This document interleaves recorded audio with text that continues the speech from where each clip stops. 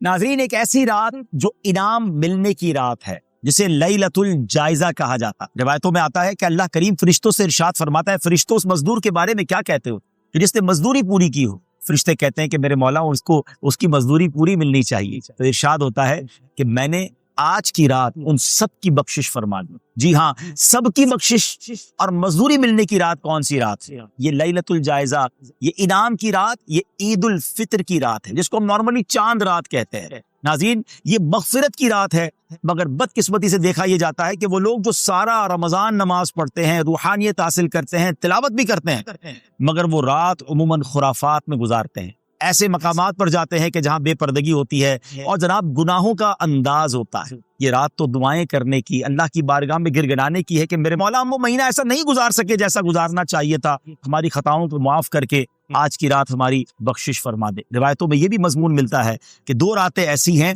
کہ جو ان راتوں میں عبادت کرے، ان راتوں میں قیام کرے، جب لوگوں کے دل مر جائیں گے اس دن اس بندے کا دل نہیں مرے گا۔ وہ دو راتیں کون سی ہیں؟ فرمایا لیلۃ الجائزہ یعنی عید الفطر کی رات، اور بقرہ عید سے پہلے جو رات آتی، یعنی دونوں عید سے پہلے کی جو راتیں ہیں یہ عبادت کی راتیں ہیں۔ تو ناظرین، اس بار یہ رات آپ نے ضائع نہیں کرنی ہے۔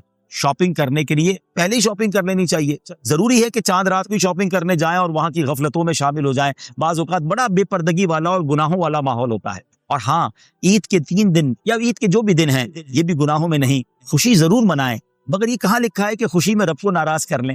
خوشی تو رب نے دی ہے نا۔ آج ایک فارمولہ یاد کر لیں، ہم نے خوشی ایسے منانی ہے کہ میں بھی راضی، میری فیملی بھی راضی، اور خوشی دینے والا مولا بھی راضی۔ ایک سوال کروں آپ سے، ذرا سوچیے وہ کیسی خوشی ہے، وہ کیسی سیلیبریشن ہے کہ میں تو خوش ہو رہا ہوں، میری فیملی یا دوست بھی خوش ہو رہے ہیں، مگر جس نے خوشی دی ہے، جس نے نعمت دی ہے، وہ ربی مجھ سے ناراض ہو جائے۔ ایسی خوشی نہیں منانی۔ اس بار عید میں ضرور خوشیاں منائیں، اچھے کپڑے پہنے، ہاں مسلمانوں سے ملاقات کریں، آپ کھانا کھائیں، کھلائیں، کوئی حرج نہیں، لیکن اللہ کو ناراض کرنے والا کام ہے۔ پھر دیکھیں وہ رب کریم کیسے ہماری خوشیوں میں، روایتوں میں آتا ہے کہ اللہ کریم فرشتوں سے ارشاد فرماتا ہے، فرشتوں اس مزدور کے بارے میں کیا کہتے ہو کہ جس نے مزدوری پوری کی ہو؟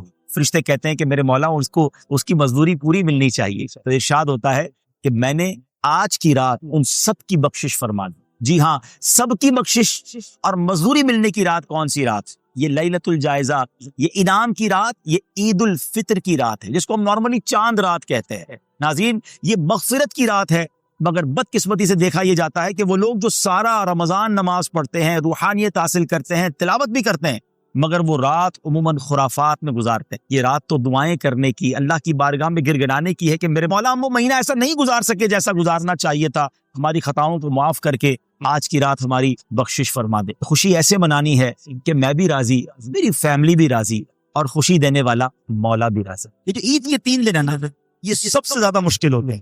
جو ان 3 دنوں میں نماز پر پابند رہا نا، مسجد کی چھٹی نہیں کی، اس کے بعد وہ پابند ہو جائے گا انشاءاللہ، کیونکہ یہ 3 دن شیطان بہت زور لگاتا ہے، شیطان کے چیلے بھی بہت زور لگاتا ہے۔ میں آپ کو ایک بات بتاؤں، امیر علیہ سنت جو ہے نا، بانی دعوت اسلامی، یہ کمال کی شخصیت ہے، ان کی باتیں بہت ساروں کو بہت بعد میں سمجھ آتی ہیں۔ میں اپنی بات کرتا ہوں، جب بہت پہلے امیر علیہ سنت نے ایک اعلان کیا تھا کہ عید کے 3 دن مدنی قافلے میں، میں بولوں یار اعتکاف 10 دن کیا، عید تو گھر والوں کے ساتھ منانے کو، عید بھی قافلے میں نہیں، عید 3 دن مدنی قافلہ۔ اچھا، اس وقت سمجھ نہیں آئی، بعد میں سمجھ آئی کہ کیا کمال کا پلان ہے بھائی۔ ان 3 دنوں میں تو شیطان اور برے دوست گناہوں کی طرف لے جاتے ہیں، کہتے ہیں سیلاب آئے، طوفان آئے تو سائڈ بھی ہو جاؤ، ریلا گزر جائے گا تم بچ جاؤ گے۔ یہ 3 دن گناہوں کا ریلا آتا ہے، سبحان اللہ۔ میرے مرشد کہتے ہیں 3 دن مدنی قافلے میں چلے گئے، اللہ کے گھر میں بیٹھ جاؤ، گناہوں کا ریلا گزرنے دو، چوتھے دن سارے دوست کام کاج پہ لگ جائیں گے، اب کسی کے پاس اتنا ٹائم نہیں ہوگا، تم تو آ کے اپنے کام کاج پہ لگ جاؤ گے، تو وہ گناہ والا جو سیلاب ہے نا اس سے بچ جاؤ گے۔ تو یہ کمال کا انداز ہے۔ میں آپ کو بھی مشورہ دیتا ہوں، اگر ممکن ہے تو عید کے 3 دن مدنی قافلے میں، اور اگر نہیں جا رہے تو برے دوستوں میں نہیں، غلط کاموں میں نہیں۔ ہاں، اسلام سیلیبریشن کو منع نہیں کرتا، خوشیاں منائیں، عید کی مبارکباد دیں، مٹھائی کھائیں، اچھے کپڑے پہنیں، کھانا کھلائیں، تحفہ دیں، عیدی لیں، عیدی دیں، نو پرابلم۔ اب میں ایک جملہ سکھانا چاہتا ہوں، آج کے بعد یہ نیت کر لو، زندگی میں جب بھی خوشی بناؤں گا ایسے بناؤں گا کہ میں بھی راضی، میرے گھر والے بھی راضی, میرے دوست بھی راضی, میرا رب بھی راضی. واللہ تم یہ خوشی بنا کے دیکھ لو, اللہ تمہاری خوشیوں کو ملٹی پلائی کر دے گا, اللہ تمہاری خوشیوں کو باقی رکھے گا. ارے کون منع کرتا ہے عید منانے سے؟ مگر عید میں گانے ناچ بے پردے کی کیوں لاتے ہو بیچ میں؟ کون منع کرتا ہے بچے کی برتھ ڈے بنانے سے؟ بناؤ برتھ ڈے, کھلاؤ کھانے, پہنو اچھے کپڑے, گفٹ بھی کو کوئی پرواہ نہیں ہے, لیکن اس میں کیوں ناچ گانے, کیوں میوزک کو شامل کرتے ہو؟ ارے نعت خوانی کر لو, بچے کی سالگرہ کی خوشی میں قرآن خوانی کر لو, اللہ کا ذکر کرو. عقل تو یہ کہتی ہے وہ عطائیں بڑھائے ہم سجدے بڑھائیں, وہ عطائیں بڑھائے ہم صدقے بڑھائیں, مگر ہو یہ گیا کہ وہ عطائیں بڑھا رہا ہے, ہم خطائیں بڑھا رہے ہیں. نہ کرو ایسا. اس عید کو یہ ثابت کرنا ہے آپ نے اور مجھے کہ میں نے اب خوشی ایسے بنانی ہے کہ میں بھی راضی, میرے دوست بھی راضی, میری فیملی بھی راضی, اور مجھے عید کی خوشیاں دینے والا میرا رب بھی. نمازیں پڑھ کے عید منائیں گے, درود پڑھ کے عیدی منائیں گے انشاءاللہ. بلکہ نبی پاک سے عرض کریں گے کہ آقا تیری جب کے دید ہوگی, جب ہی میری عید ہوگی, میرے خواب میں تم آنا مدنی مدینے والے. آؤ نا اپنے نبی سے عیدی مانگتے ہیں صلی اللہ تعالی علیہ وسلم. بڑے دیتے نا بچوں کو عیدی, ہم تو ان کے غلام ہیں نا. ایسی نمازیں پڑھ کے درود پڑھ کے آقا سے رو رو کر عرض کرنا کہ حضور آج عید کا دن ہے اور آپ نے ہمیں عیدی میں اپنا عشق دینا ہے, اپنی غلامی کی خیرات دینی ہے, اور حضور ایسا کرم کر دیں کہ ہمیں اپنے دید کی عیدی عطا فرما دے. تو یہ فلمیں دیکھ کر تو دیدار مصطفیٰ نہیں مانگو گے نا, آنکھیں گندی کر کے کیسے دیدار مصطفیٰ کی خیرات مانگو گے؟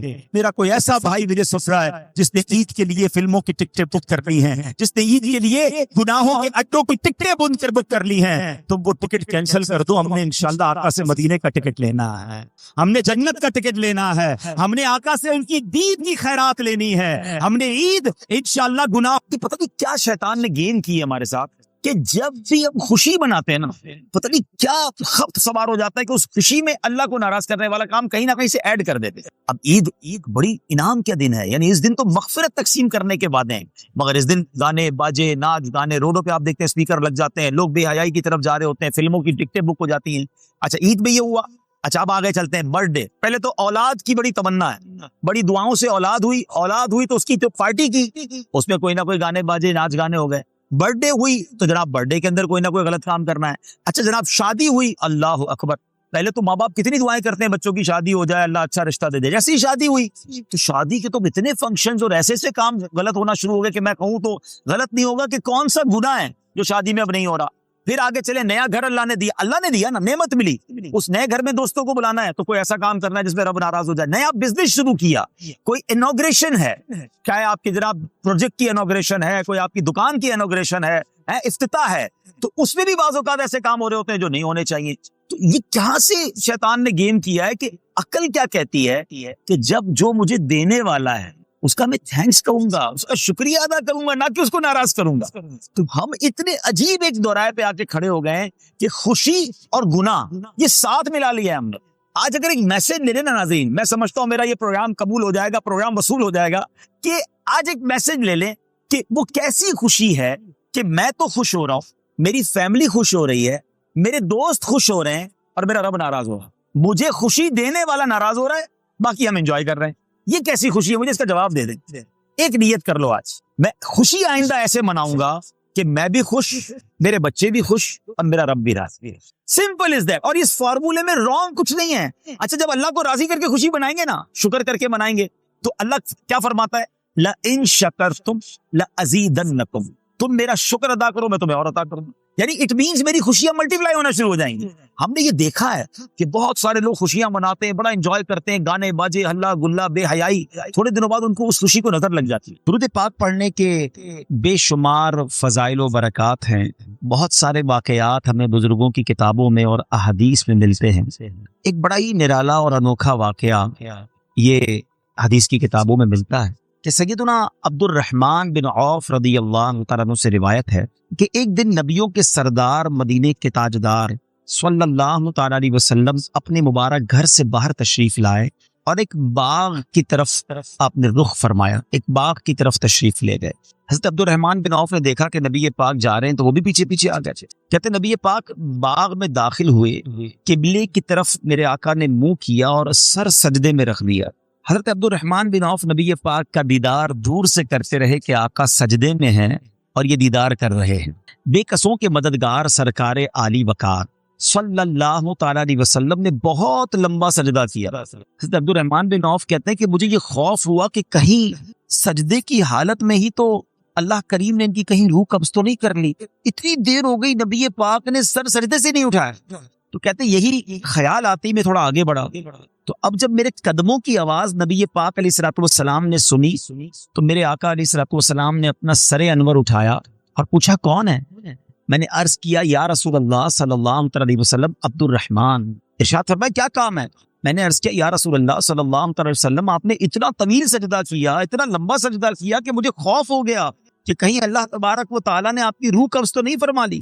عاشق زار کی محبت بھری بات سن کر, اپنے صحابی کی یہ پیاری بات سن کر اللہ کے حبیب علیہ الصلوۃ والسلام نے طویل سجدہ کرنے کی حکمت وجہ بیان فرمائی. فرمایا کہ میرے پاس جبریل امین آئے اور انہوں نے حاضر ہو کر بتایا کہ یا رسول اللہ صلی اللہ تعالی علیہ وسلم اللہ پاک فرماتا ہے کہ اے محبوب صلی اللہ تعالی علیہ وسلم جو آپ پر درود پاک پڑھے گا میں اس پر رحمت نازل فرماؤں گا, جو آپ پر سلام بھیجے گا میں اس پر سلامتی اتاروں گا.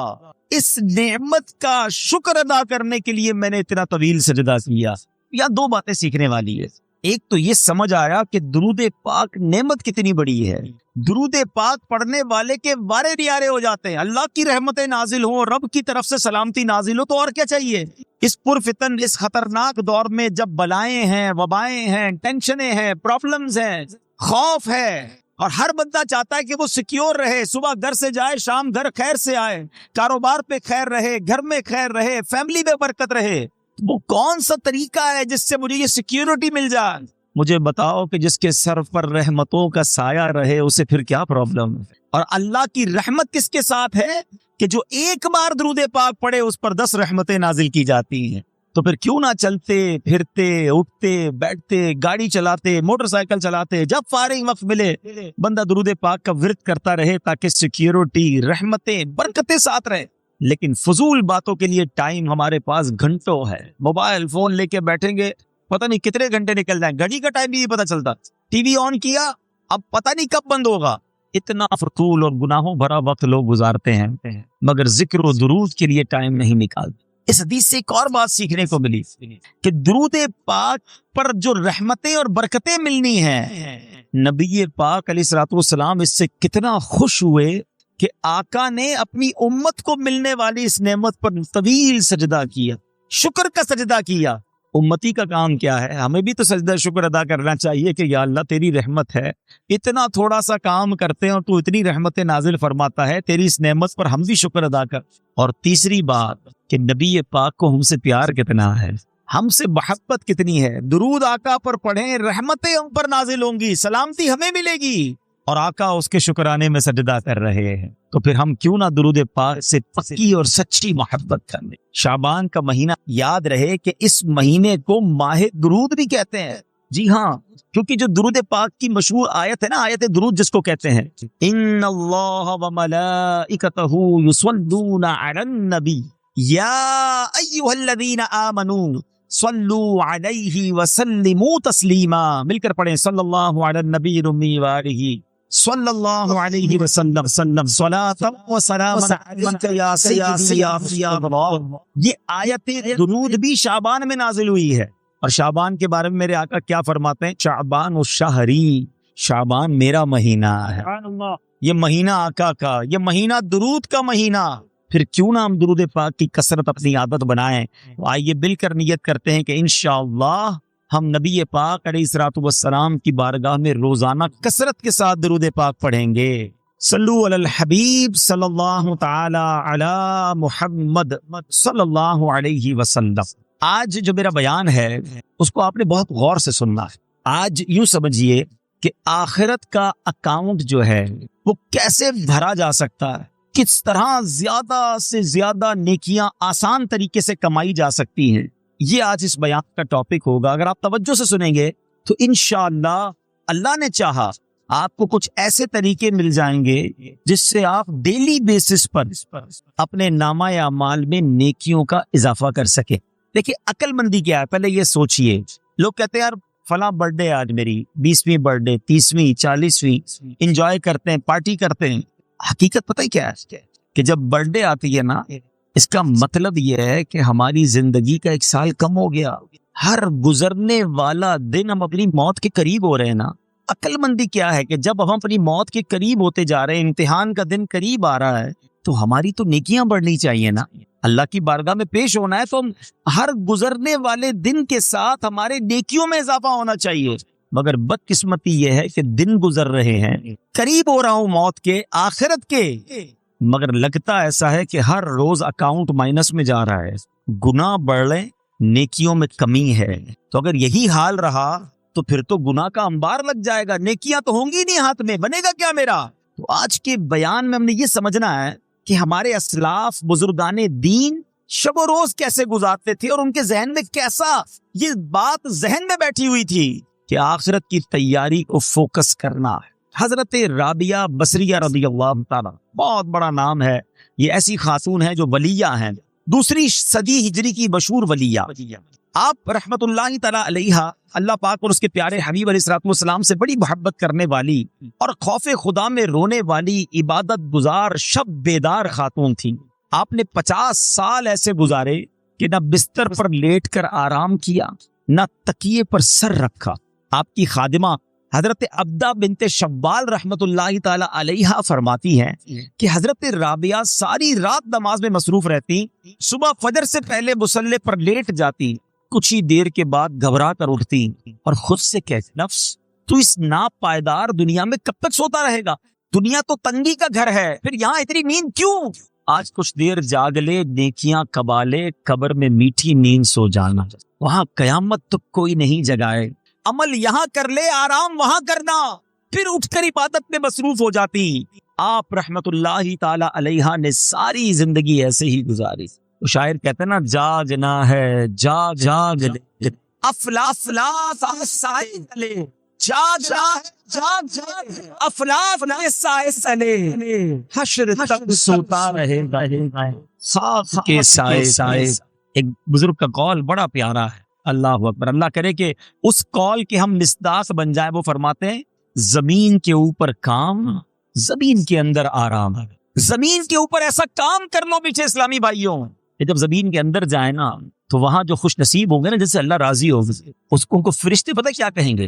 نم کا نومۃ العروس، سو جا جیسے دلہن سوتی. بس قیامت تک اس کے مزے ہوں گے.